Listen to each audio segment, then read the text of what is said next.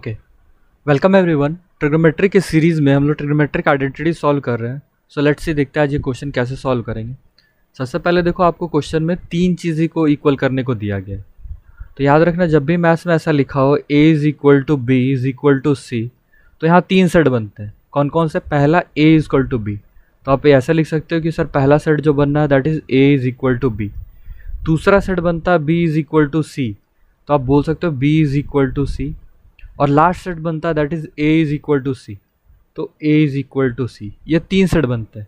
तो जब भी आपको ऐसा प्रूव करना हो, इन तीनों में से किसी दो को भी अगर आप प्रूव कर दो तो ये पूरी आइडेंटिटी प्रूव हो जाती है। ठीक है, तो यही काम हम लोग यहाँ पर करेंगे कि इन तीनों में से दो दो के सेट बना के किसी भी दो को हम लोग प्रूव कर लेंगे और हमारा ये आइडेंटिटी प्रूव हो जाएगा। तो चलो सबसे पहले स्टार्ट करते हैं।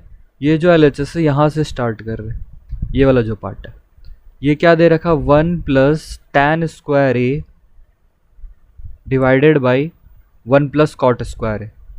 ओके, अब ये तो बेसिक आइडेंटिटी में ही दिख रहा कि सर ये तो फॉर्मूला ही होता। तो इसको आप क्या लिख लोगे? 1 प्लस tan स्क्वायर ए क्या हो जाता है? That is sec square a. Okay, और 1 प्लस कॉट स्क्वायर ए क्या हो जाता है? दैट इज कोसेक स्क्वायर ए। ठीक है, कौन कौन से फॉर्मूला यूज़ कर रखा हमने? पहला फॉर्मूला यूज़ कर रखा sec square theta is equal to 1 plus tan square theta वाला। ठीक है, इसी तरीके से दूसरा फॉर्मूला यूज़ कर रखा है cosec square theta is equal to 1 plus cot square theta वाला। ये दो फार्मूला हमने यहाँ पर यूज़ कर रखा। ठीक है, अब इसके बाद देखो, ये वाला चीज़ आपने पढ़ रखा है कि जब बेस डिफरेंट हो, ठीक है, लेकिन दोनों पर पावर सेम रेज किए गए हो, तो आप इनको कॉमन ले सकते हो।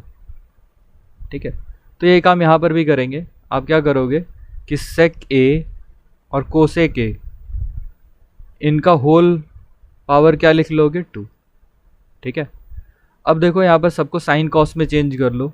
जब आप इसको साइन कॉस में चेंज कर लोगे तो ये हो जाएगा 1 by cos A and last में 1 बाई साइन ए। ओके, अच्छा, ये जो बाहर पावर है होल स्क्वायर, वो एज इट इज़। ठीक है, ये ध्यान देना कि इस पे पावर यहाँ पर।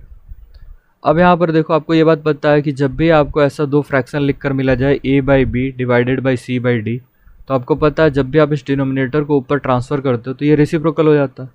तो ये क्या लिखा जाता है? a by B multiplied by D by C. ठीक है, तो ये इसको जब आप ऊपर करोगे तो ये भी उसी तरीके से क्या हो जाएगा? रेसिप्रोकल हो जाएगा। तो इसको रेसिप्रोकल करके लिख लो। ये क्या हो जाएगा? ये 1 बाई कॉस है तो एज इट इज़ था जो था, आपने 1 बाई साइन ए को जब ऊपर भेजा तो ये हो गया साइन ए बाई 1। ओके, और इसका होल स्क्वायर। अब देखो, ये 1 से साइन ए मल्टीप्लाई होगा, कॉस ए से 1 मल्टीप्लाई होगा, तो sine A into 1 will be sine A, cos A into 1 will be cos A, और इसका होल स्क्वायर। अब ये तो आपने पढ़ रखा ना स्पेशल फंक्शंस में कि sine a by cos a is equal to tan a, तो ये हो जाएगा tan ए का होल स्क्वायर। और tan ए का होल स्क्वायर को ऐसे भी लिख सकते हैं tan स्क्वायर ए। ठीक है, तो इस क्वेश्चन में आपने सबसे पहला पार्ट क्या प्रूव किया? आपने इस वाले पार्ट को tan स्क्वायर ए के इक्वल प्रूव कर लिया। ठीक है, अब क्या करेंगे? अब इस पार्ट को स्टार्ट करेंगे और इस पार्ट को भी इसके इक्वल प्रूव करके देखेंगे। ठीक है, चलो, तो सबसे पहले लिख लेते हैं कि LHS में क्या दे रखा है? 1 minus tan a by 1 minus cot a का होल स्क्वायर। ठीक है, ये दे रखा हमें। ध्यान क्या रखना, प्रूव क्या करना है ये। ठीक है, इस पर फोकस करना। तो देखो, जो चीज़ प्रूव करना है ना, वो पूरा का पूरा tan में, ठीक है, tan स्क्वायर लिख रखा। लेकिन LHS जो है, जिसको अभी हम लोग स्टार्ट कर रहे हैं, उसमें एक जगह tan है और दूसरे जगह कॉट है। ठीक है, तो मुझे कॉट नहीं चाहिए, मुझे कॉट को बेसिकली एलिमिनेट करना, सारी चीज़ों को tan में चेंज करना। तो अब सारी चीज़ों को tan में चेंज कर लो। पहले लिख लो 1 माइनस tan ए, ऊपर वाला न्यूमरेटर वाला पार्ट तो पहले से tan में था। कॉट को आप क्या लिख सकते हो? तो आप लिख सकते हो tan के रिस्पेक्ट में 1 बाई tan है। ठीक है, और इसका होल स्क्वायर। अब इस जगह पे क्या होगा? इस जगह पर आप इस 1 का और tan ए का एलसीएम लोगे। ठीक है, तो ये कितना हो जाएगा? ये हो जाएगा tan ए एलसीएम आ जाएगा, और यही tan ए यहाँ पर जाके मल्टीप्लाई होगा। और ये 1 यहाँ पर जाके मल्टीप्लाई होगा, ठीक है। तो ये कितना हो जाएगा, ये हो जाएगा यहाँ पर tan a -1। तो ये इसका होल स्क्वायर जो है वो एज इट इज़ बाहर में रहेगा, ठीक है। अब यहाँ पर देखो इस पार्ट के बाद क्या होगा, ये जो स्क्वायर है, ये वाला जो पार्ट इस पे स्क्वायर है, आप इसको डिस्ट्रीब्यूट करोगे न्यूमरेटर पे भी डिनोमिनेटर पे भी। लेकिन ध्यान क्या रखना, डिनोमिनेटर में तो पहले से एक फ्रैक्शन है, तो डिनोमिनेटर में दोनों पर आएगा, न्यूमरेटर और डिनोमिनेटर पे। मैं आपको क्या बता रहा हूँ, ये देखो अगर ऐसा लिखा होता है a/b का होल स्क्वायर, तो आप इस स्क्वायर को क्या करते हो, a पर और b पर डिस्ट्रीब्यूट करते हो, लिखते हो कि ये लिखा जा सकता है a²/b², ठीक है। लेकिन अगर न्यूमरेटर और डिनोमिनेटर में फ्रैक्शन हो तो वो फर्दर डिस्ट्रीब्यूट होगा उस पर। देखो इसको मैं डिस्ट्रीब्यूट करके लिख रहा हूँ, आपको समझ में आ जाएगा। ये हो जाएगा 1 - tan a का होल स्क्वायर डिवाइडेड बाई, यहाँ हो जाएगा tan a - 1 का होल स्क्वायर और बाई tan स्क्वायर, ठीक है। ये बात ध्यान रखनी कि जो स्क्वायर है वो सब पर डिस्ट्रीब्यूट होकर आएगा, ठीक है। चलो अब यहाँ से आपको पता है फिर से क्या होगा, अब हम लोग ये जो डिनोमिनेटर वाला पार्ट है इसको ऊपर ट्रांसफ़र करेंगे, तो ट्रांसफ़र करने पे ये रेसिप्रोकल हो जाता है, उल्टा हो जाता है।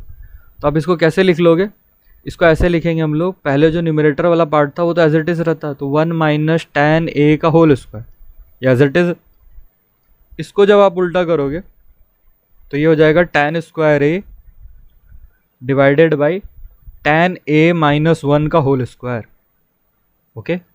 अब देखो मेरे को पता है कि ये वाला फैक्टर ना इस वाले फैक्टर को कैंसिल आउट कर देगा, लेकिन आप बोलोगे सर ये तो उल्टा लिखा हुआ है, एक जगह 1 - tan a लिखा हुआ है, एक जगह tan a - 1 का होल स्क्वायर लिखा हुआ है।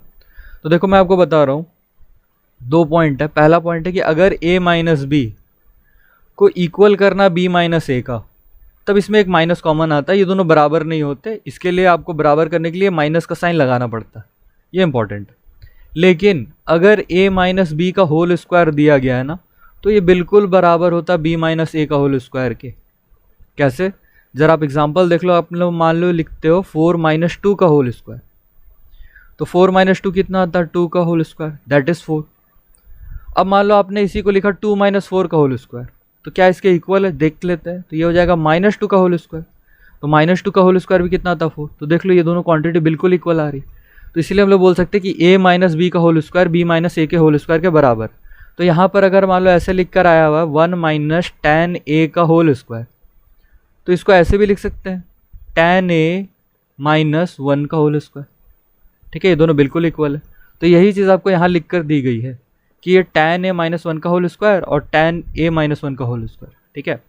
तो ये कितना आ गया, tan स्क्वायर है, और ये आपको RHS में प्रूव करना था। तो आपने देखा ऐसे क्वेश्चंस को कैसे प्रूव करते हैं, ठीक है। आपने पहले किसको प्रूव किया था, पहले इसको प्रूव किया था, नेक्स्ट स्टेप में आपने इसको प्रूव किया।